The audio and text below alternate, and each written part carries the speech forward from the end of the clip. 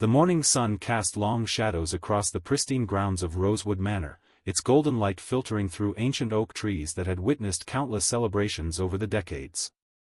Marcus Thompson moved quietly along the stone pathways, his work boots making soft impressions on the dew-dampened grass as he carried folding chairs from the storage shed to the ceremony site. At 34, he possessed the kind of understated presence that made him nearly invisible to the wedding guests who would soon fill these spaces, yet his attention to detail was meticulous, almost reverent.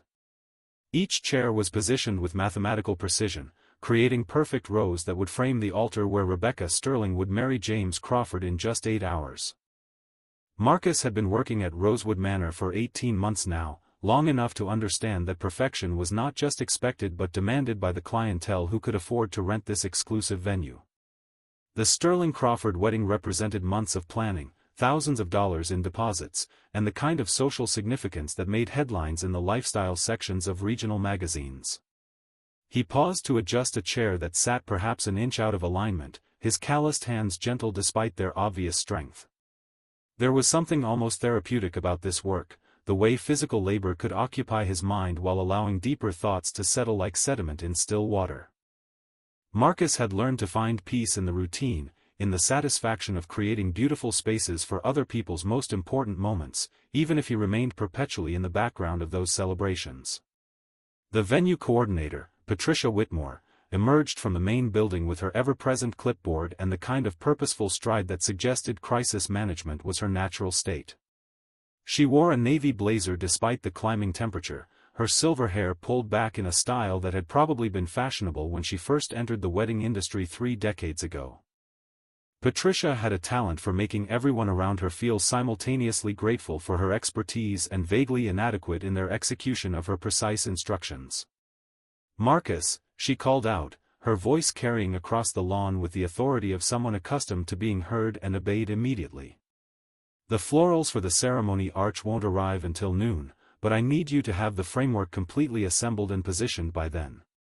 No delays, no excuses.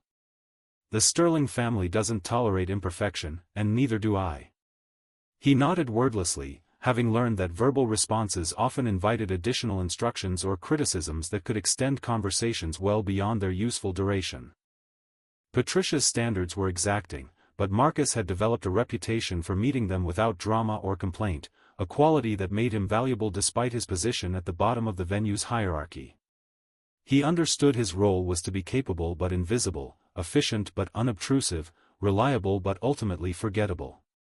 As Patricia clicked away across the flagstone terrace toward the catering preparation area, Marcus returned to his work with renewed focus. The ceremony arch required careful assembly, its wooden framework needing to be both structurally sound and aesthetically pleasing even before the elaborate floral arrangements transformed it into the centerpiece of the ceremony. He had assembled dozens of these structures over the past year and a half, each one slightly different based on the specific vision of the bride and her planning team. His phone vibrated against his hip, and he glanced around to ensure Patricia was out of sight before checking the message. Emma's babysitter had sent a photo of his 80-year-old daughter eating breakfast, her dark curls still messy from sleep, a milk mustache visible above her bright smile. The simple image sent a familiar warmth through his chest, the kind of uncomplicated joy that had become increasingly precious since they had been navigating life as a team of 2. "Good morning, beautiful girl," he typed back quickly. "Daddy's working hard so we can go to the park later. Love you bigger than the sky." The response came immediately, a series of heart emojis followed by, "Love you bigger than the universe, Daddy." Marcus smiled as he tucked the phone away, feeling the familiar mixture of motivation and melancholy that accompanied thoughts of Emma. Every early morning, every weekend shift, every polite interaction with demanding clients was ultimately about providing stability for his daughter, about ensuring she never felt the absence of security that had defined too much of his own childhood. She was his anchor and his inspiration, the reason he could find dignity in work that others might consider beneath their station. He began assembling the arch framework with practiced efficiency, each joint fitting together with the precision of someone who had learned to take pride in craftsmanship regardless of the task. The morning air was still cool enough to be comfortable, though he knew that by afternoon the combination of physical labor and climbing temperatures would leave him exhausted. Wedding days were marathons of preparation, execution, and cleanup that demanded both physical stamina and emotional resilience. From his position near the ceremony site, Marcus could see into the bridal suite windows of the main building, where shadows moved behind sheer curtains as the wedding party began their day of preparation. Rebecca Sterling would spend the next several hours being transformed by a team of professionals whose services cost more than Marcus earned in several months, surrounded by bridesmaids and family members who would document every moment for social media posterity. The contrast was not lost on him, though he had long ago stopped allowing such observations to breed resentment. Everyone had their role to play in these elaborate productions, from the bride at the center of attention to the maintenance staff who ensured the infrastructure remained invisible and flawless. Marcus had learned to find satisfaction in excellence regardless of recognition, a lesson that had served him well during the difficult transition from his previous life to his current circumstances. Where in the world are you watching from right now? He wondered silently as he worked, imagining the diverse locations where people might be starting their own Saturday mornings. What time is it where you are as you hear this story beginning? The thought of connection across distance and time zones brought him comfort, the idea that individual stories could resonate across vastly different circumstances and geographies. A delivery truck rumbled up the curved driveway, breaking his reverie and signaling the beginning of what would become an increasingly busy day. Marcus straightened his shoulders and prepared to help unload whatever supplies or decorations had arrived, ready to play his part in creating another perfect celebration for people whose names he would remember long after they had forgotten his. The delivery truck contained the linens and glassware for the reception, each item wrapped with the kind of meticulous care that reflected the venue's reputation for handling only the finest materials. Marcus worked alongside two other crew members to unload the precious cargo, his movements economical and purposeful as they transferred crystal stemware and imported table linens into the climate-controlled storage areas of the main building. James Crawford, the groom, appeared on the terrace as they completed the unloading process. He was a tall man in his early 30s with the kind of confident bearing that suggested a lifetime of advantages taken for granted rather than earned. His casual attire, expensive jeans and a polo shirt that probably cost more than Marcus made in a week, somehow managed to look both effortless and carefully calculated.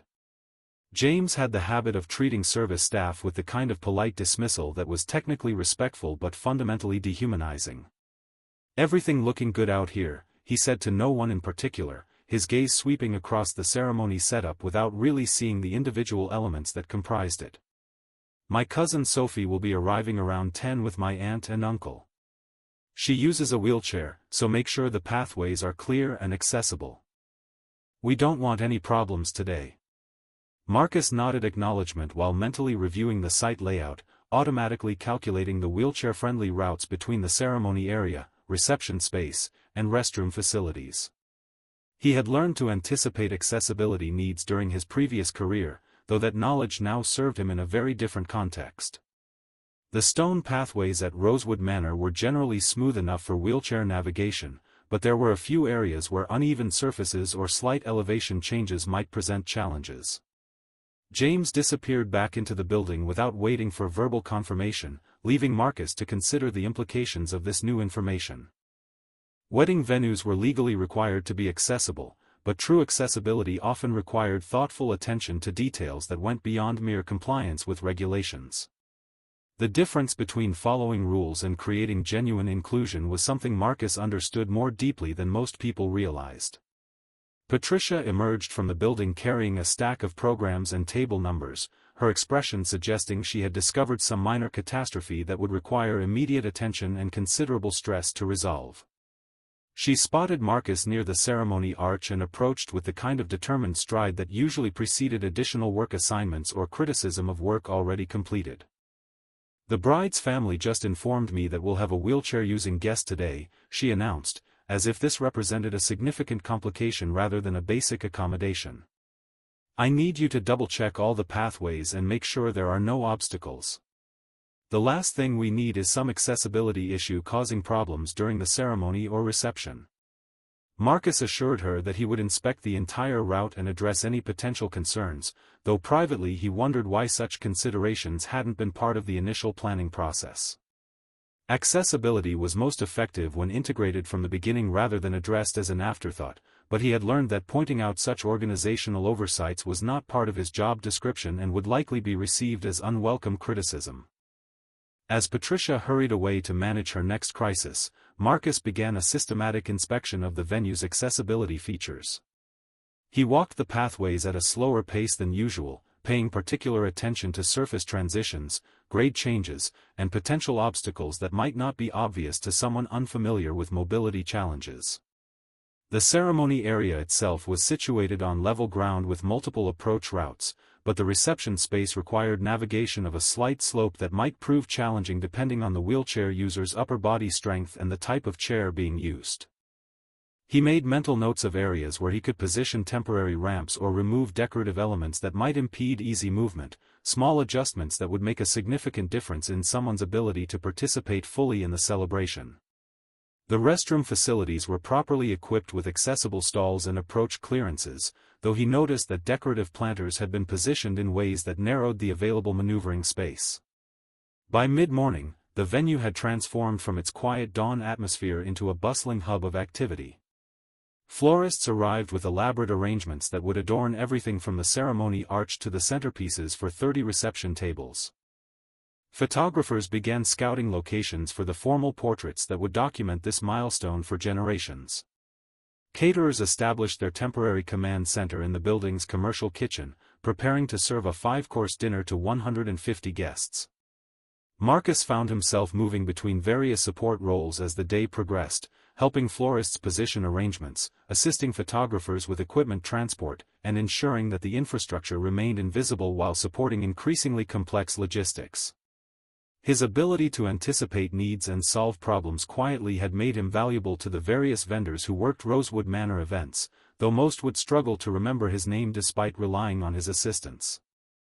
The morning sun climbed higher, promising the kind of warm afternoon that would challenge everyone working outdoors while creating perfect conditions for the outdoor ceremony that Rebecca Sterling had envisioned since childhood.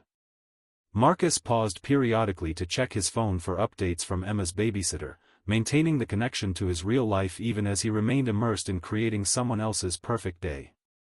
Around 10:30, he noticed a silver sedan navigating the curved driveway toward the main parking area. The vehicle moved slowly and parked in a space near the building's entrance, suggesting the occupants might need shorter walking distances. Marcus watched discreetly as the car doors opened and a family of 3 emerged, the parents immediately moving to the trunk to retrieve a folded wheelchair. This would be Sophie, he realized, observing the careful choreography as her parents worked together to unfold and position the wheelchair beside the car door. Even from a distance, he could see that their movements reflected long practice with this routine, the kind of efficiency that came from countless repetitions of the same essential task. Sophie Crawford appeared to be around 12 years old, with auburn hair that caught the morning sunlight and bright green eyes that seemed to take in everything around her with keen intelligence. She wore a pale blue dress that complemented her coloring beautifully, and her wheelchair was a sleek modern design that suggested both functionality and style. As her parents completed the transfer process with practiced efficiency, Sophie surveyed the wedding venue with the kind of careful observation that Marcus recognized in people who had learned to assess environments for accessibility and inclusion. Her father, Robert Crawford, was James's uncle and bore a strong family resemblance to the groom, though his manner seemed more thoughtful and less casually entitled. Her mother, Diana, moved with the protective awareness that Marcus recognized in parents who had learned to anticipate and navigate a world not always designed for their children's needs. Both parents maintained the kind of cheerful determination that suggested years of experience advocating for their daughter while trying to normalize experiences that others took for granted. Sophie's arrival created a small stir among the other early arriving family members who had gathered on the terrace for informal pre-ceremony socializing. The adults offered warm greetings and careful compliments about her dress and appearance, but Marcus noticed the subtle shift in conversational dynamics that often occurred when people weren't sure how to interact naturally with someone whose presence challenged their assumptions about normalcy. The children from other families seemed particularly uncertain, stealing glances at Sophie's wheelchair while maintaining the kind of polite distance that suggested parental instructions about not staring or asking questions. Marcus had observed this pattern countless times during his previous career, the way well-meaning adults often created barriers through their attempts to teach appropriate behavior, inadvertently reinforcing the very sense of difference they claimed to want to minimize. Rebecca Sterling emerged from the bridal suite looking radiant despite still being in the early stages of her day-long preparation process. She wore a flowing robe over her undergarments and had curlers in her hair, but her excitement was palpable as she greeted family members and surveyed the ceremony setup that would soon frame her wedding vows. Her smile was genuine and infectious, the kind of joy that made everyone around her feel included in something special and significant. "Sophie, you look absolutely beautiful," Rebecca exclaimed as she approached her young cousin, bending down to offer a warm hug that seemed both affectionate and slightly self-conscious. "I'm so happy you're here to share this day with us. You're going to have the best view of everything from where you'll be sitting." The comment, while intended as welcoming, revealed an assumption that Sophie would be positioned as an observer rather than a full participant in the day's activities. Marcus noticed Sophie's subtle reaction, a brief tightening around her eyes that suggested she had learned to accept such limitations with grace while privately feeling their sting. Her parents exchanged a quick glance that spoke volumes about countless similar interactions where their daughter's inclusion was framed in terms of accommodation rather than belonging. Diana Crawford smoothly redirected the conversation toward wedding details and timeline questions, demonstrating the kind of social skill that helped navigate potentially awkward moments while protecting her daughter's dignity. The group moved toward the ceremony area so Rebecca could show them the setup and explain the order of events, with Sophie's wheelchair rolling smoothly along the stone pathways that Marcus had carefully inspected earlier. As the family toured the venue, Marcus returned to his work preparing the reception space, but he found himself glancing occasionally toward the group as they moved through different areas. Sophie's commentary and questions revealed someone who was genuinely interested in the details of wedding planning and celebration, not merely a passive recipient of others' attempts at inclusion. Her observations about flower arrangements and table settings demonstrated aesthetic appreciation and social intelligence that impressed the adults around her. The morning progressed with increasing activity as more vendors arrived and the final preparations intensified. Marcus helped position the DJ's equipment in the reception area, ensuring that power cables were secured and wouldn't create tripping hazards for guests navigating the space. He assisted the photographer in identifying optimal lighting locations for various formal shots that would be taken throughout the day. Each task required attention to detail and coordination with multiple other service providers who were all working toward the same goal of flawless execution. Patricia appeared periodically to check progress and issue additional instructions, her stress level rising proportionally with the complexity of coordinating so many moving parts simultaneously. She had developed a talent for identifying potential problems before they became actual crises, though her management style tended toward micromanagement rather than delegation and trust. Marcus had learned to anticipate her concerns and address them proactively, a strategy that minimized unnecessary interactions while ensuring quality results.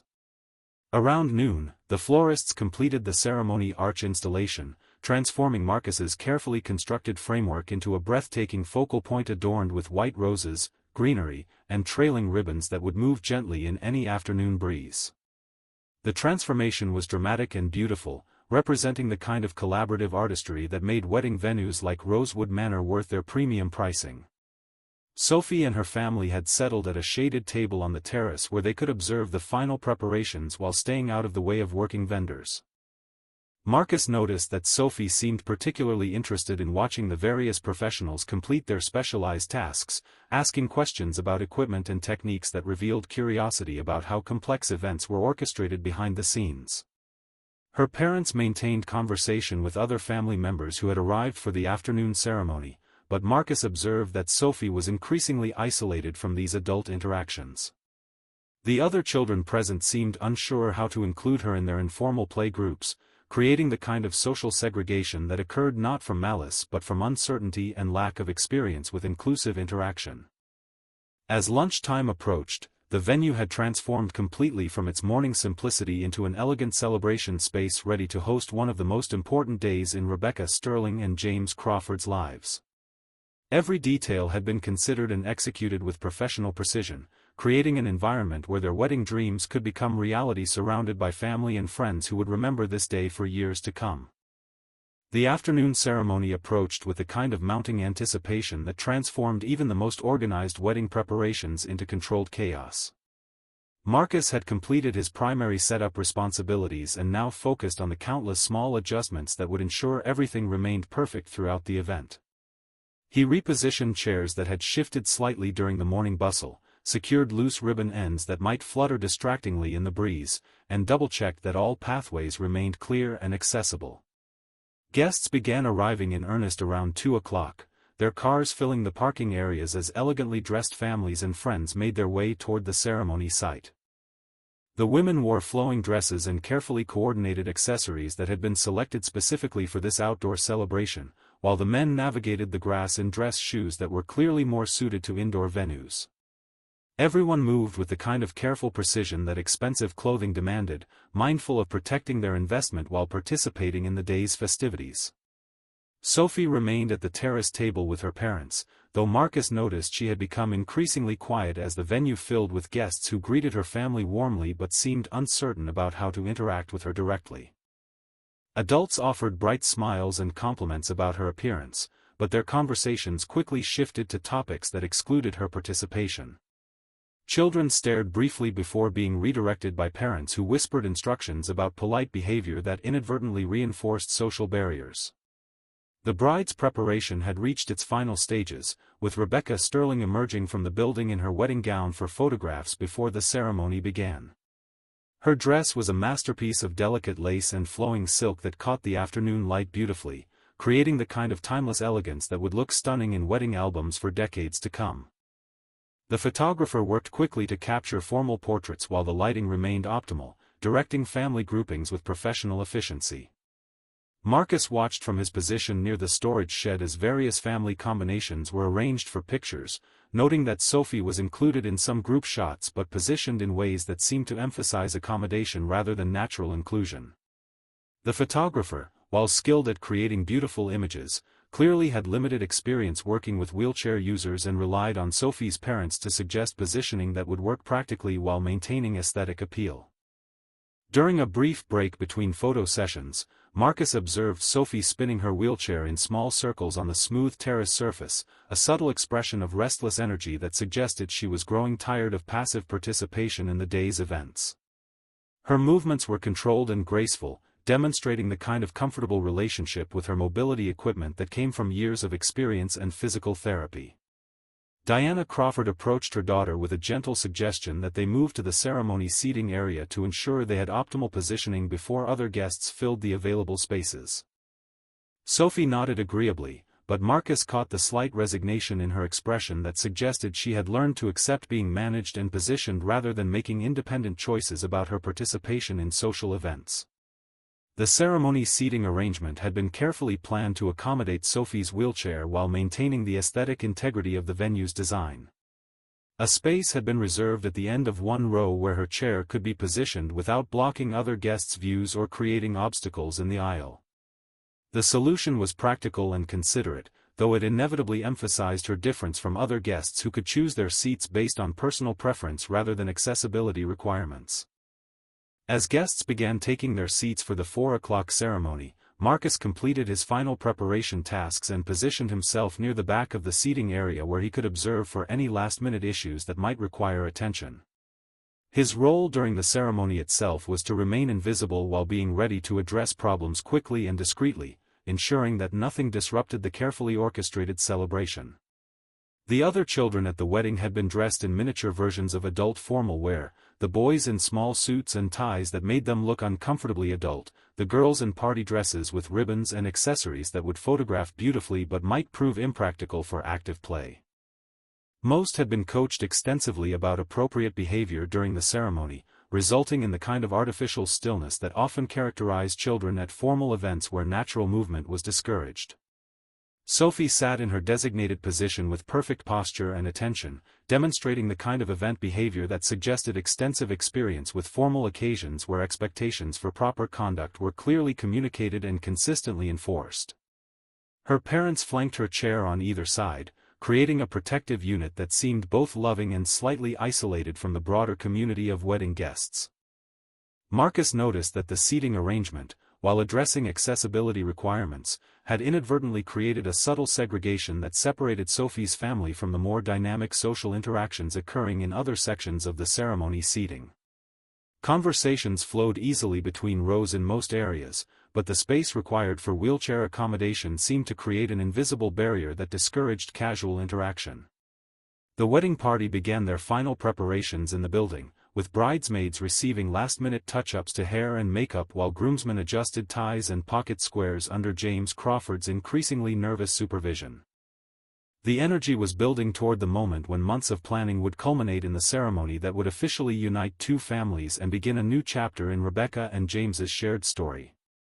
Patricia Whitmore appeared at Marcus's side with her clipboard and the kind of focused intensity that indicated the critical moment had arrived when all preparation would be tested against the reality of live performance. Everything needed to proceed flawlessly from this point forward, with no room for mistakes or oversights that might detract from the couple's vision of their perfect wedding day. The musicians began their prelude selections, filling the afternoon air with elegant melodies that signaled the formal beginning of the ceremony and encouraged the remaining conversations to fade into respectful silence. Marcus felt the familiar tension that always accompanied the transition from preparation to performance, when all the behind-the-scenes work either succeeded in creating magic or revealed inadequacies that could disrupt carefully planned dreams. The ceremony unfolded with the kind of timeless beauty that justified every hour of preparation and every dollar of investment that had brought this moment to life. Rebecca Sterling walked down the aisle on her father's arm, her face radiant with joy as she approached the altar where James Crawford waited with barely contained emotion.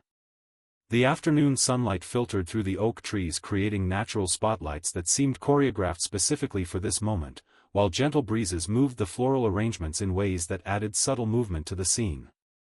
Marcus watched from his position at the back of the seating area as the officiant guided the couple through their vows, each word carefully chosen to reflect their personal journey and shared commitment to building a life together. The guests responded with appropriate murmurs of appreciation and occasional gentle laughter at moments of levity that had been woven into the ceremony script.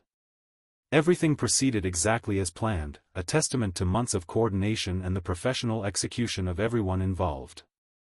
Sophie sat quietly in her designated space, her attention focused completely on the ceremony proceedings with the kind of mature engagement that suggested genuine interest rather than mere compliance with expectations for appropriate behavior. Her parents flanked her position, occasionally exchanging glances that spoke to their pride in her conduct and their relief that the accessibility arrangements were functioning smoothly without drawing unwanted attention. During the ring exchange, Marcus noticed Sophie lean forward slightly in her wheelchair, her expression reflecting the kind of romantic idealism that 12-year-old girls often brought to wedding ceremonies. She seemed genuinely moved by the emotional intensity of the moment, participating as a full observer even if her physical positioning separated her slightly from the other guests surrounding them. The ceremony concluded with the traditional kiss and recessional, bringing guests to their feet in celebration as the newly married couple walked back down the aisle toward the reception area. The transition from ceremony to cocktail hour required careful choreography as 150 people moved from the seating area to the terrace and gardens where drinks and appetizers would be served during the photography session. Marcus immediately began the complex process of transforming the ceremony space back into its reception configuration, working alongside other crew members to relocate chairs and prepare tables while guests enjoyed cocktails in other areas of the venue. The timeline was tight, requiring efficient execution to ensure the reception space would be ready when the photography session concluded and dinner service began. As guests mingled during cocktail hour, Marcus observed the social dynamics that emerged when formal ceremony structure gave way to casual interaction. Adults formed conversation clusters based on family connections and shared histories, while children gravitated toward each other with the kind of natural affinity that transcended the artificial constraints imposed during the ceremony itself. Sophie found herself in an increasingly isolated position as these informal groupings developed around her. Her parents were engaged in conversations with other adults, but their attention remained partially focused on her needs and positioning, creating a subtle barrier to full social engagement. The other children seemed interested in activities that required mobility and physical play, inadvertently excluding her from their spontaneous games and explorations. Marcus watched Sophie navigate this social landscape with remarkable grace, maintaining a pleasant expression while dealing with what must have been profound loneliness in the midst of celebration. She had clearly developed coping strategies for such situations, but her occasional glances toward the children's activities revealed a longing for inclusion that went beyond polite accommodation. The situation crystallized when a group of young cousins began an impromptu game of tag around the garden pathways, their laughter and energy creating the kind of joyful chaos that made weddings memorable for children. Sophie watched from her position near the terrace, her expression carefully neutral but her body language suggesting she wished she could participate in their carefree play. Diana Crawford approached her daughter with a concerned expression, offering to will her closer to the action or suggest alternative activities that might provide engagement. Sophie declined with the kind of diplomatic grace that suggested extensive experience managing such offers, preferring to maintain her dignity rather than accept accommodations that might emphasize her difference from the other children. Marcus felt a familiar stirring of professional instinct as he observed this interaction, recognizing dynamics he had encountered countless times during his previous career. The well-meaning attempts at inclusion often missed the mark by focusing on accommodation rather than genuine participation, creating situations where the intended beneficiary felt more isolated despite increased attention. The photographer called for various family groupings during cocktail hour, creating opportunities for formal portraits that would supplement the pre-ceremony shots. Sophie was included in several of these arrangements, but Marcus noticed the subtle ways her positioning was managed to work around her wheelchair rather than incorporating it naturally into the composition. What part of this story resonates most with you? Marcus found himself wondering as he worked to prepare the reception space. How many times have you witnessed someone being included in ways that somehow emphasized their exclusion? The thought process felt natural, connecting his observations to broader human experiences that transcended the specific circumstances of this particular wedding celebration. Patricia Whitmore appeared at his elbow with updates about timeline adjustments and reminders about the critical importance of having the reception space completely ready before guests transitioned from cocktail hour to dinner service. Her stress level had remained consistently high throughout the day, but Marcus could see the relief beginning to emerge as major milestones were successfully completed without significant complications. The florists were adding final touches to centerpieces while caterers completed their elaborate preparation processes in the building's kitchen, everyone working toward the moment when cocktail hour would end and the reception celebration would begin in earnest. Marcus coordinated with various vendors to ensure smooth transitions between different phases of the event, his role becoming increasingly complex as the logistics intensified.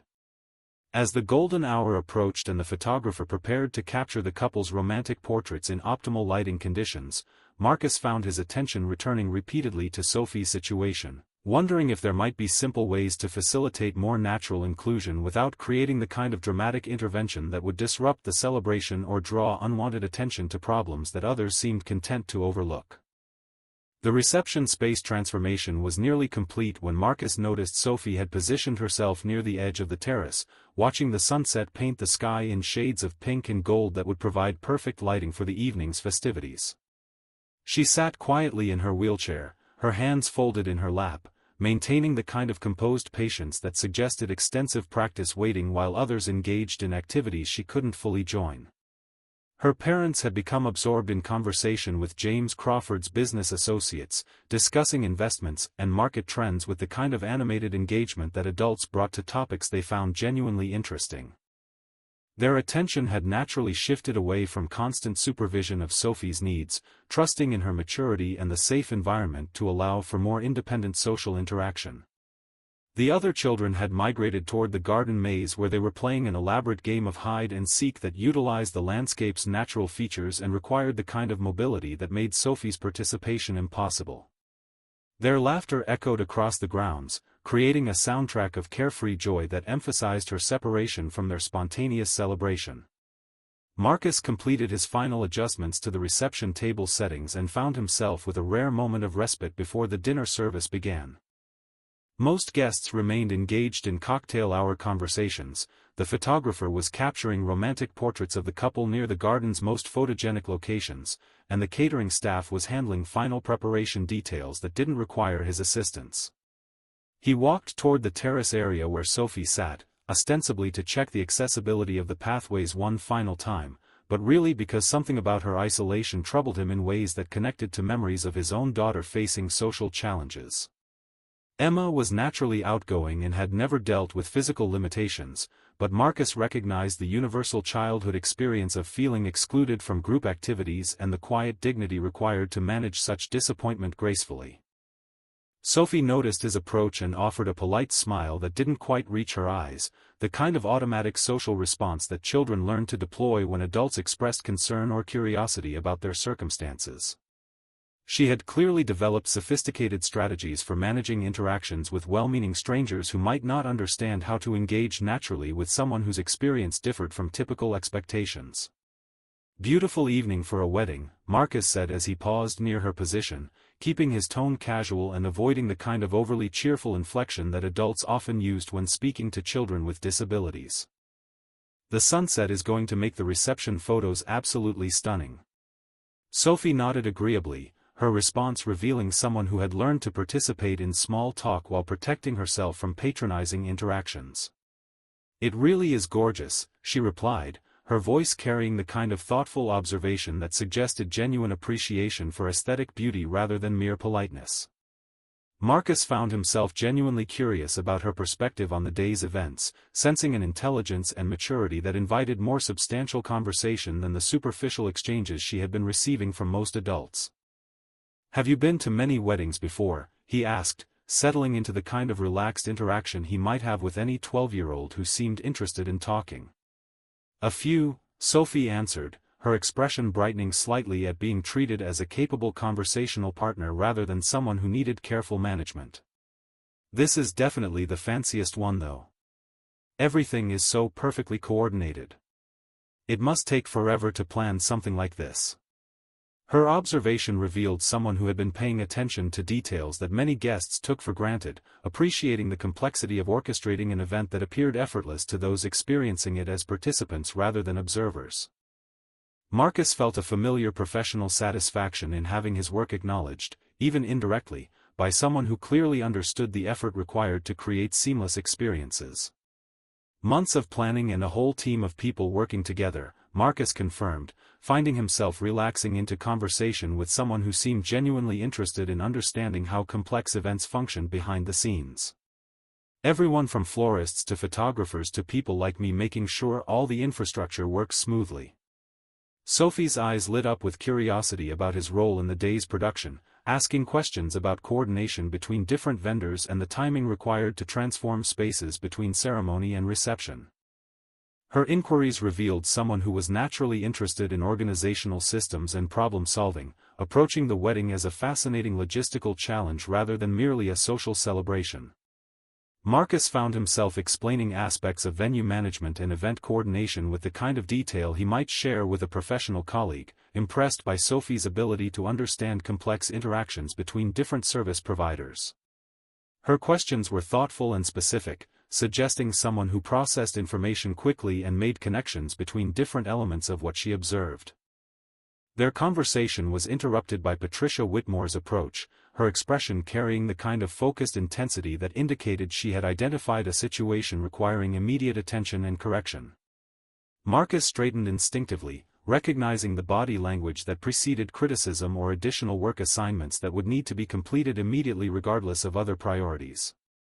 "Marcus," Patricia said with the kind of sharp tone that suggested displeasure, "I need you focused on final reception preparations, not socializing with guests.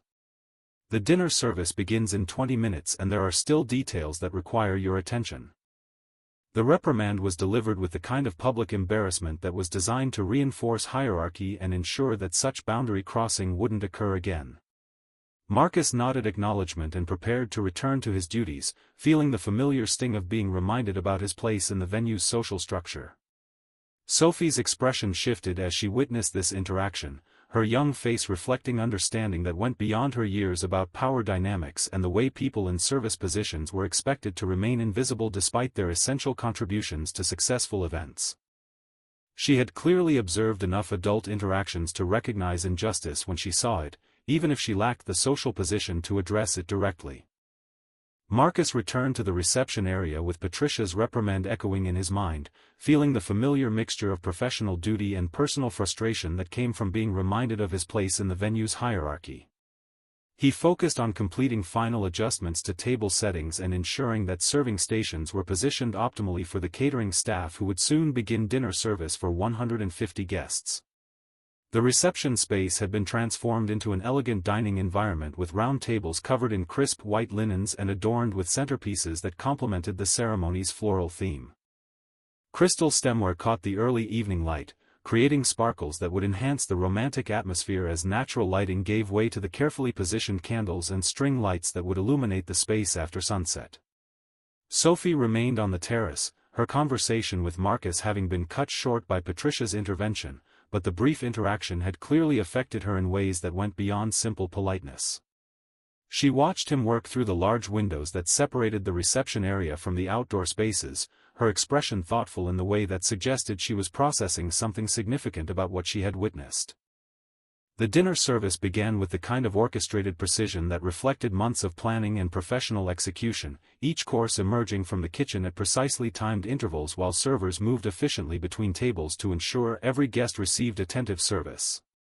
Marcus worked behind the scenes to support this complex operation, refilling water stations and ensuring that serving equipment remained clean and properly positioned. During the salad course, he noticed that Sophie's family had been seated at a table near the edge of the reception area, positioned to accommodate her wheelchair while maintaining clear sight lines to the head table where Rebecca and James held court as the evening's honored guests. The placement was thoughtful and practical, though it inevitably created some separation from the more central tables where extended family members engaged in animated conversations. Sophie participated gracefully in the dinner conversation at her table, responding to questions from adult relatives with the kind of mature engagement that impressed everyone around her.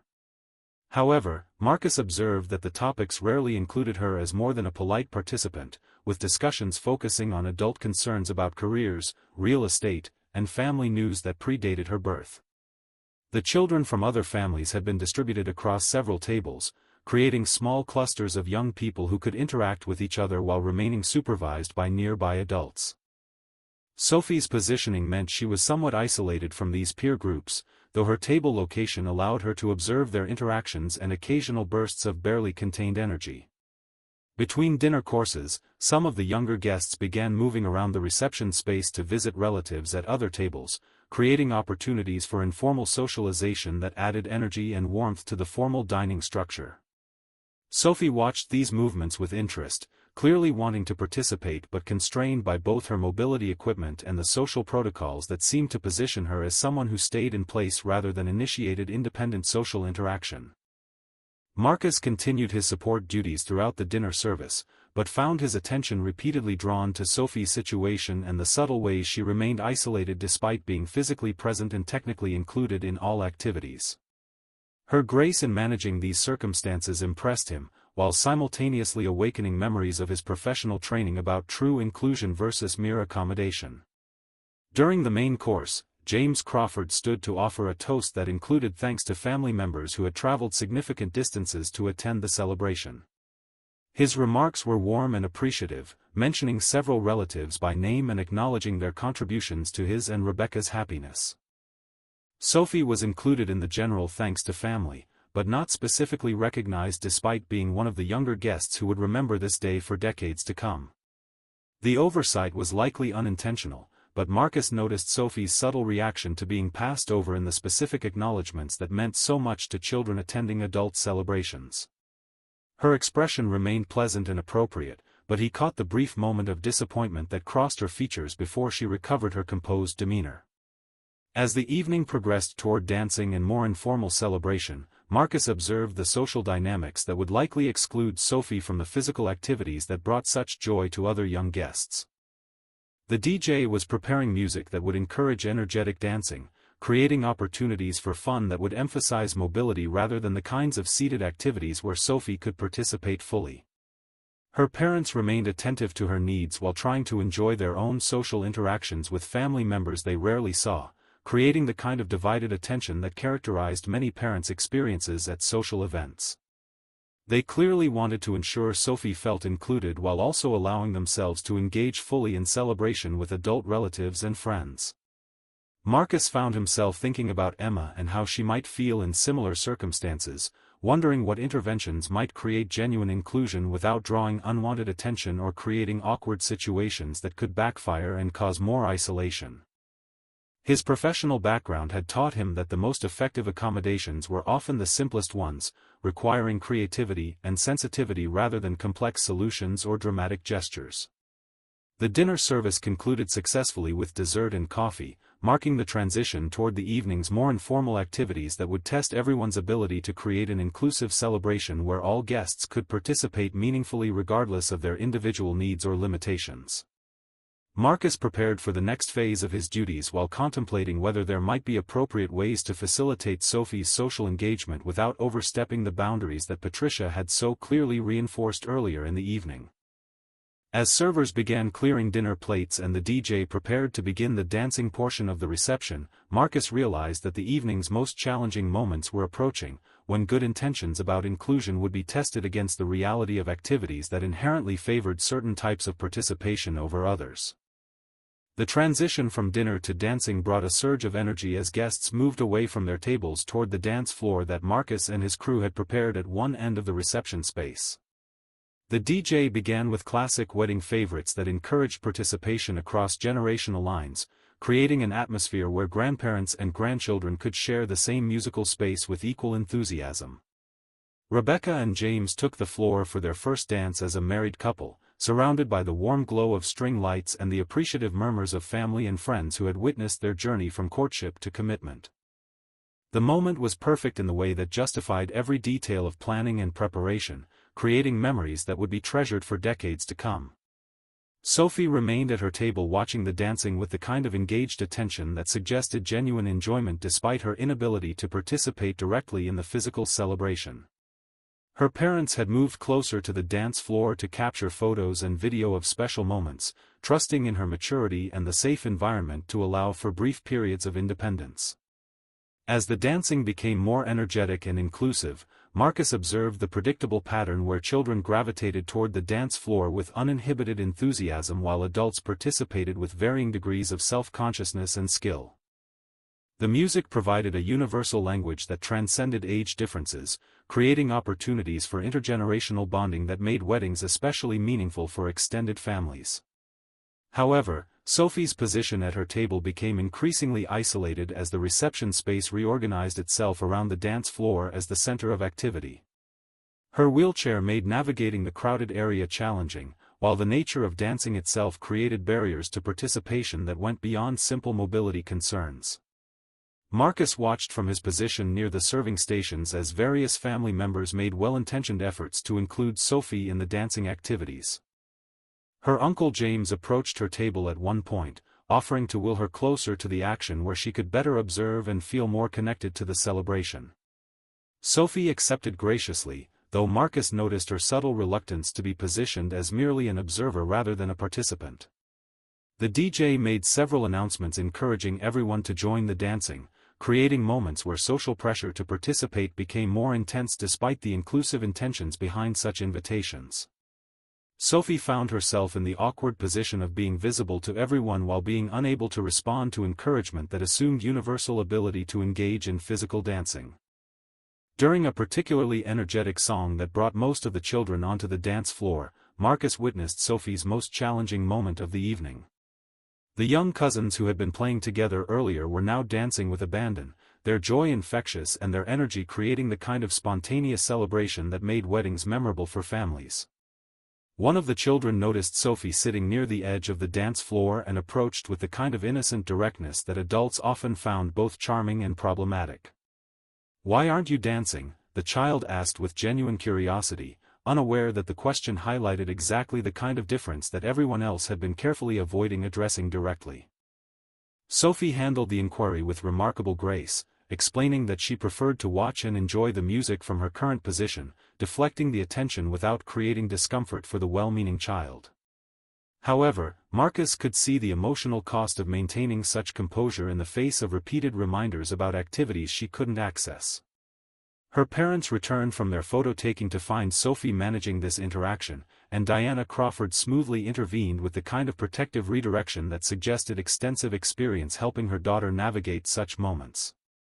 The child was redirected back to dancing while Sophie was offered alternative ways to engage with the celebration. Marcus felt increasingly troubled by the pattern he was observing, recognizing that good intentions were somehow creating more isolation rather than genuine inclusion. His professional background had taught him that true accessibility required more than physical accommodation, demanding creative approaches that focused on participation rather than observation. The evening was approaching its peak celebration period when tradition called for special dances that would include various family groupings and age demographics. The father-daughter dance would be followed by anniversary dances and other structured activities that created opportunities for meaningful participation across different relationship categories. Patricia Whitmore appeared at Marcus's side with instructions about maintaining the serving stations and ensuring that cleanup activities remained invisible while guests continued celebrating. Her attention was focused on logistics and timeline management, leaving little bandwidth for observing the social dynamics that had captured Marcus's concern throughout the evening. As the DJ prepared to announce the father-daughter dance, Marcus realized this would represent another moment where Sophie's difference would be highlighted despite everyone's best intentions to create inclusive celebration. Her father would presumably dance with her in her wheelchair, creating a touching moment that would also emphasize her inability to participate in the traditional manner. The complexity of inclusion became increasingly apparent as the evening progressed, with each well-intentioned accommodation somehow reinforcing the very differences that everyone claimed to want to minimize. Marcus found himself thinking about his daughter Emma and wondering how he would want other adults to respond if she were facing similar challenges in social situations. His position as venue staff created limitations on his ability to intervene directly in guest interactions, but his growing understanding of Sophie's situation and his professional background in pediatric therapy were combining to create pressure for some kind of meaningful response.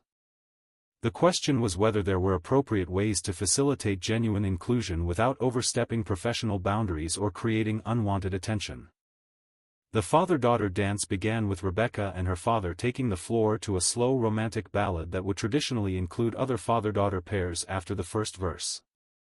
Marcus watched as Robert Crawford approached Sophie's position with the kind of gentle determination that suggested he had been preparing for this moment throughout the evening, understanding both its significance and its challenges. Sophie's face lit up with genuine happiness as her father bent down to speak with her quietly, their conversation brief but clearly meaningful as they coordinated the logistics of dancing together with her wheelchair. Robert positioned himself behind her chair and began moving in rhythm with the music, creating a modified version of traditional father-daughter dancing that allowed them to participate while acknowledging their unique circumstances. Other father-daughter pairs joined them on the dance floor, creating a beautiful tableau of intergenerational connection that represented one of the most emotionally resonant moments of any wedding celebration. The scene was touching and inclusive, yet Marcus couldn't shake the observation that Sophie's participation still emphasized accommodation rather than natural belonging within the activity's traditional structure. As the dance concluded and transitioned into more general dancing, Marcus noticed Sophie's energy beginning to flag in the way that suggested the emotional labor of managing social inclusion throughout the day was taking its toll. She maintained her pleasant demeanor and continued engaging appropriately with family members who approached her table, but her responses had become more automatic and less animated. The evening's activities continued with the bouquet toss and other traditional wedding elements that created opportunities for different demographic groups to participate in time-honored rituals. Sophie was encouraged to position herself with other young girls for the bouquet toss, though her wheelchair meant she couldn't compete effectively for the flowers that would supposedly predict future romantic happiness. Patricia Whitmore had begun coordinating the early stages of reception cleanup, working with catering staff to clear unnecessary items while maintaining the celebratory atmosphere for guests who would continue dancing and socializing for several more hours. Marcus found himself assigned to tasks that kept him in proximity to the reception area, allowing him to continue observing the social dynamics that had captured his attention. During a brief lull in the dancing, Marcus witnessed a moment that crystallized his growing concern about Sophie's situation. A group of children had gathered near the dessert table, sharing candy and small gifts that had been distributed as wedding favors, their conversation animated and full of the kind of silly humor that made children's interactions so naturally joyful. Sophie had wheeled herself closer to this group, clearly hoping to join their informal socializing, but the children's positioning and movement patterns inadvertently excluded her from easy participation.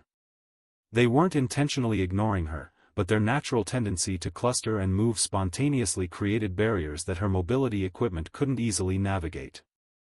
Marcus watched Sophie attempt to insert herself into their conversation several times, each effort requiring careful maneuvering of her wheelchair and conscious social initiative that the other children took for granted.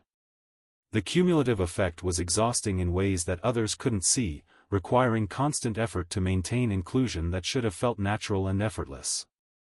The children eventually dispersed to different activities, leaving Sophie alone again despite her attempts to maintain connection with her peer group. Her expression remained pleasant, but Marcus caught the moment of disappointment that she allowed herself before resuming the composed demeanor that had carried her through the day's challenges. This particular incident triggered something deeper in Marcus's professional consciousness, connecting to memories of countless therapy sessions where he had worked with children and families to develop strategies for genuine social inclusion. The gap between good intentions and effective outcomes was something he understood intimately from his previous career, though applying that knowledge in his current circumstances presented complex challenges. His internal conflict intensified as he recognized that his unique background provided insights that could potentially help Sophie's situation, while his current position as venue staff created boundaries that limited his ability to intervene appropriately. The professional distance that Patricia had reinforced earlier in the evening was designed to prevent exactly the kind of personal involvement that Marcus was contemplating. However, watching Sophie navigate repeated moments of subtle exclusion throughout the evening had awakened something in him that went beyond professional duty to his employer. His protective instincts toward children, sharpened by his experience as Emma's father and informed by his therapeutic training, were creating pressure to find some way to facilitate genuine inclusion rather than continued accommodation. The reception was entering its final phase, with older guests beginning to depart while younger family members prepared to continue celebrating into the later evening hours. Sophie's parents were engaged in farewell conversations with relatives they wouldn't see again until the next family milestone, creating another period where she was expected to manage independently while remaining socially appropriate. Marcus completed his assigned tasks while contemplating whether there were ways to address Sophie's isolation that wouldn't create problems for his employment or unwanted attention for her. His understanding of inclusion strategies suggested that the most effective interventions were often simple ones that addressed social dynamics rather than physical barriers. As he worked, Marcus found himself remembering specific techniques from his therapy practice that had proven successful in helping children with mobility challenges engage more naturally in group activities. The key was often shifting focus from accommodation to adaptation, creating opportunities for genuine participation rather than modified observation. The question remained whether his current circumstances allowed for any kind of meaningful intervention, and whether such action would help or potentially create more complications for everyone involved. The evening had reached its natural conclusion for many guests, with grandparents and families with young children beginning their departures while the core celebration continued for those who planned to dance until the venue's closing time. Marcus was coordinating the subtle cleanup processes that would prepare sections of the venue for more intensive restoration once the last guests departed, working efficiently while remaining invisible to the ongoing festivities. Sophie's situation had become more pronounced as the guest count diminished, making her isolation more visible despite her family's continued presence and attention. The remaining children were older cousins who had formed tight social bonds over years of family gatherings, creating natural groupings that didn't easily accommodate newcomers or those who required different types of social interaction. Marcus found himself working near Sophie's table as he collected abandoned champagne glasses and straightened chairs that had been displaced during the evening's activities. She sat quietly with her hands folded in her lap, watching the remaining dancers with an expression that had grown increasingly wistful as the evening progressed and her opportunities for genuine participation continued to be limited by circumstances beyond her control. Her parents were engaged in an intense conversation with James Crawford about business opportunities that might emerge from their shared family connection, the kind of networking that often occurred at wedding celebrations when relatives discovered mutual professional interests. Their attention was naturally focused on this potentially significant discussion, trusting Sophie's maturity to manage independently during their brief distraction. The moment Marcus had been unconsciously anticipating finally arrived when Sophie's wheelchair began experiencing a mechanical difficulty that prevented one wheel from rotating smoothly. She noticed the problem immediately and attempted to address it discreetly, not wanting to interrupt her parents' important conversation or create a disturbance that might draw unwanted attention to her needs. Marcus observed her struggle with the equipment for several minutes, recognizing the frustration and embarrassment that accompanied mechanical failures in social situations where independence was already compromised.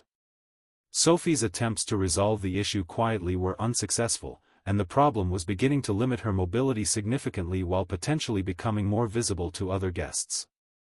His professional instincts finally overcame his concerns about appropriate boundaries as he approached Sophie's position with the kind of casual confidence that suggested routine maintenance assistance rather than dramatic intervention. Without drawing attention to the situation or making a production of offering help, he knelt beside her wheelchair to assess the mechanical issue. The problem was relatively simple, involving debris that had become lodged in the wheel mechanism during the evening's activities on outdoor surfaces that included small stones and organic matter. Marcus had extensive experience with wheelchair maintenance from his previous career, understanding both the mechanical solutions and the social protocols that preserved dignity while providing necessary assistance. "May I take a look?" he asked quietly, positioning himself so their interaction remained private and didn't signal distress to other guests who might respond with unwanted attention or concern.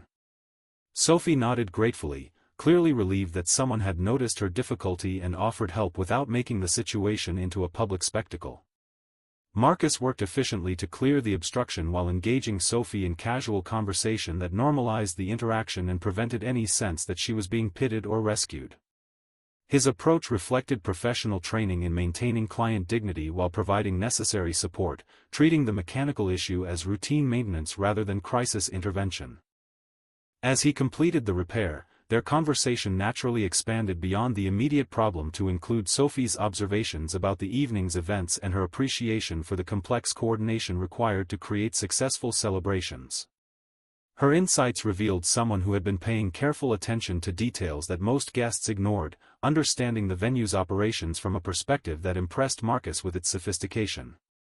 Sophie mentioned her interest in event planning and organizational systems, asking questions about Marcus's role in coordinating between different vendors and managing the logistical challenges that ensured seamless guest experiences.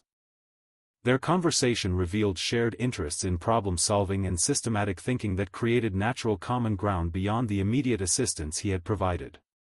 Marcus found himself explaining aspects of accessibility planning and inclusive design that he had learned during his previous career, sharing insights about creating environments where everyone could participate fully rather than requiring constant accommodation. Sophie's responses demonstrated understanding that went well beyond her 12 years, suggesting she had personal experience with environments that worked well versus those that created barriers. Their discussion was interrupted by the approach of Patricia Whitmore, whose expression suggested she had noticed Marcus engaging in extended conversation with a guest despite her earlier warnings about maintaining appropriate professional boundaries. Her body language indicated displeasure and the likelihood of another public reprimand that would reinforce hierarchy while embarrassing both Marcus and Sophie. However, before Patricia could speak, Robert Crawford appeared at their location having concluded his business conversation and noticed Marcus's assistance with Sophie's wheelchair. His expression reflected gratitude and curiosity about the nature of their interaction, creating a moment where multiple dynamics converged in ways that would determine how the situation developed. Marcus straightened from his position beside Sophie's wheelchair, preparing for whatever consequences might emerge from his decision to prioritize her needs over Patricia's instructions about maintaining distance from guests. The mechanical repair was complete and Sophie's mobility had been restored, but the conversation they had shared suggested possibilities for connection that went beyond simple assistance with equipment problems. Sophie looked between the adults who had suddenly focused attention on her situation, her expression reflecting both appreciation for Marcus's help and awareness that his actions might have created complications in dynamics she didn't fully understand but recognized as potentially problematic for someone whose livelihood depended on following explicit instructions about appropriate behavior. Patricia Whitmore reached the group first, her expression carrying the kind of controlled anger that preceded professional consequences for employees who repeatedly violated explicitly stated boundaries. "Marcus," she began with the sharp tone that was designed to create public embarrassment while reinforcing hierarchical authority, "I believe we discussed earlier this evening the importance of maintaining appropriate professional distance from guests." However, before she could continue her reprimand, Robert Crawford intervened with the kind of quiet authority that came from years of managing complex business situations where multiple personalities and interests required careful navigation. "Actually," he said to Patricia with polite firmness, "this gentleman just provided exactly the kind of assistance that made the difference between Sophie enjoying the rest of the evening and our having to leave early due to equipment problems." Sophie looked up at her father with relief and gratitude, clearly appreciating his intervention on behalf of someone who had helped her when she needed it most. "Dad," she said with the kind of enthusiasm that had been missing from her interactions throughout most of the evening, "Marcus knows so much about wheelchair maintenance and accessibility planning. He was explaining how venues can be designed to include everyone naturally instead of just accommodating people after problems arise." Robert Crawford's expression shifted from polite appreciation to genuine interest as he processed his daughter's comments about Marcus's knowledge in areas directly relevant to challenges their family navigated regularly. His business background had taught him to recognize expertise regardless of its packaging, and Sophie's excitement suggested she had encountered someone with unusually sophisticated understanding of accessibility issues. Marcus felt the familiar tension that accompanied moments when his current circumstances intersected uncomfortably with his previous professional identity, creating situations where explanation might seem like making excuses or attempting to elevate his status inappropriately. However, Sophie's enthusiasm and her father's obvious interest created pressure to provide context for knowledge that seemed inconsistent with his current position. "I used to work in pediatric physical therapy," Marcus explained simply, addressing Robert Crawford while remaining aware of Patricia's disapproving presence and the need to navigate this revelation carefully. "Before I started working here, I spent several years helping children and families develop strategies for full participation in activities that might initially seem challenging due to mobility or other considerations." The information landed like a small explosion in the social dynamics that had been developing around Sophie's situation throughout the evening. Patricia's expression shifted from anger to confusion as she processed the implications of having a former healthcare professional working in venue maintenance, while Robert Crawford's interest intensified dramatically as he recognized the significance of Marcus's background. Sophie's reaction was immediate and profound, her face lighting up with the kind of excitement that came from discovering someone who truly understood challenges she faced and might have insights about solutions that went beyond the well-meaning but limited approaches she usually encountered. "You were a pediatric PT," she exclaimed with genuine delight, "that explains why you knew exactly how to fix my wheel without making it weird or drawing attention." Robert Crawford studied Marcus with the kind of analytical attention that successful businessmen brought to evaluating potential opportunities or partnerships, clearly recognizing that this chance encounter might represent something more significant than simple mechanical assistance. "What made you transition from therapy to venue work?" he asked with genuine curiosity rather than the kind of polite small talk that characterized most social interactions. Marcus felt the weight of explaining personal circumstances that were both private and painful, involving decisions made during the most difficult period of his life when Emma's needs had required prioritizing immediate stability over long-term career satisfaction. "My wife passed away 2 years ago," he said quietly, "and I needed work that provided immediate income and flexibility for single parenting rather than the time investment required to rebuild a therapy practice." The explanation created a moment of respectful silence as both Robert Crawford and Patricia Whitmore processed the personal tragedy that had led to Marcus's current circumstances, understanding that grief and practical necessity had combined to create a situation where professional credentials became less important than reliable employment that could support a grieving father and his young daughter. Sophie's expression reflected the kind of mature empathy that suggested she understood loss and difficulty despite her young age, recognizing that Marcus's presence at the wedding represented someone who had faced significant challenges while maintaining the kind of dignity and competence that had impressed her throughout their interactions.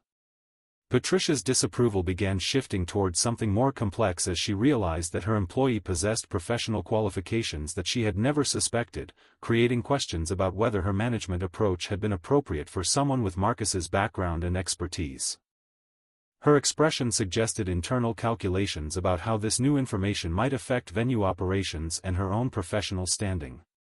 Robert Crawford's attention focused entirely on Marcus as he recognized the potential significance of their meeting, understanding that finding someone with both pediatric therapy expertise and genuine understanding of accessibility challenges represented an unusual opportunity that went well beyond the coincidental nature of their initial encounter. The evening's final phase was approaching as remaining guests prepared for departure, but the conversation developing around Sophie's situation had taken on momentum that suggested implications extending well beyond the wedding celebration itself. Marcus found himself at the center of attention in ways that felt both uncomfortable and potentially transformative, depending on how the revelation of his background might affect various relationships and opportunities. Sophie remained at the center of this developing situation, her excitement about discovering Marcus's professional expertise creating energy that was drawing adult attention to possibilities that might not have emerged without her enthusiasm and her father's business instincts recognizing potential when he encountered it. Robert Crawford's business instincts had been activated by the recognition that Marcus represented exactly the kind of expertise his company had been seeking to develop their accessibility consulting division, an initiative that had been struggling to find qualified professionals who combined technical knowledge with genuine understanding of lived experience. The timing of this discovery felt almost providential, occurring at a family celebration where Sophie's needs had highlighted the gap between accommodation and true inclusion. I run a consulting firm that specializes in helping organizations create more inclusive environments, Robert explained to Marcus with growing enthusiasm. We've been looking for someone with your exact background to lead our accessibility assessment and training programs. Your combination of clinical expertise and real-world experience with venue operations is precisely what we need to serve our clients effectively. Sophie's excitement was palpable as she listened to her father describe opportunities that would utilize Marcus's professional skills while potentially creating better outcomes for people facing similar challenges to her own. "This is so perfect," she exclaimed with the kind of unfiltered enthusiasm that only children could express. "You could help make places actually work for everyone instead of just pretending to include people." Marcus felt overwhelmed by the sudden shift from potential employment consequences to unexpected career opportunities that could restore both his professional identity and his ability to support Emma through work that aligned with his values and expertise. The possibility of returning to meaningful therapeutic work while maintaining the stability that single parenthood required seemed almost too fortunate to believe. Patricia Whitmore found herself in the awkward position of having nearly terminated an employee who was being offered a significant professional opportunity by one of the venue's most important clients. Her expression reflected internal calculations about damage control and the need to maintain positive relationships while managing her own professional embarrassment at having misjudged the situation so completely. Robert Crawford turned to Patricia with the kind of diplomatic authority that came from years of managing complex business relationships where multiple parties needed to maintain dignity while acknowledging changed circumstances. "Patricia," he said with respectful firmness, "I hope you'll understand that I'm going to need to discuss employment opportunities with Marcus that might affect his availability for venue work." The conversation developed quickly as Robert Crawford outlined the scope of his company's accessibility consulting needs and the potential for Marcus to build a specialized practice that could serve multiple corporate clients while maintaining flexibility for his parenting responsibilities. The opportunity represented everything Marcus had hoped might eventually become possible again, though he had never imagined it emerging from circumstances like these. Sophie remained at the center of the discussion, her obvious delight in the developing possibilities creating energy that encouraged the adults to move quickly toward concrete arrangements rather than polite expressions of interest that might not develop into actual opportunities. Her investment in seeing Marcus succeed felt personal in ways that reflected their connection throughout the evening and her recognition of his genuine understanding of inclusion challenges. As details were discussed and contact information exchanged, Marcus found himself thinking about Emma and how this unexpected development might transform their circumstances from mere survival to genuine stability and professional satisfaction. The prospect of work that utilized his training while providing better financial security felt like a gift that emerged from his decision to prioritize Sophie's needs over Patricia's restrictions. The wedding celebration was winding down around them as final guests prepared for departure, but the conversation about Marcus's future had taken on its own momentum that seemed separate from the evening's original purpose. Rebecca and James Crawford appeared briefly to thank Robert for attending and to meet Marcus as someone who might become part of their extended family's business network. Sophie insisted on exchanging contact information with Marcus so she could follow his transition back to therapy work and potentially collaborate on projects that might benefit from her perspective as someone who navigated accessibility challenges daily. Her enthusiasm about maintaining their connection reflected the genuine friendship that had developed despite the unusual circumstances of their meeting. Patricia Whitmore managed the awkward transition with professional grace, acknowledging that Marcus's departure for better opportunities would be both understandable and appropriate while expressing appreciation for his contributions to venue operations during his employment. Her management of the situation reflected recognition that maintaining positive relationships served everyone's interests better than allowing embarrassment to create lasting tensions.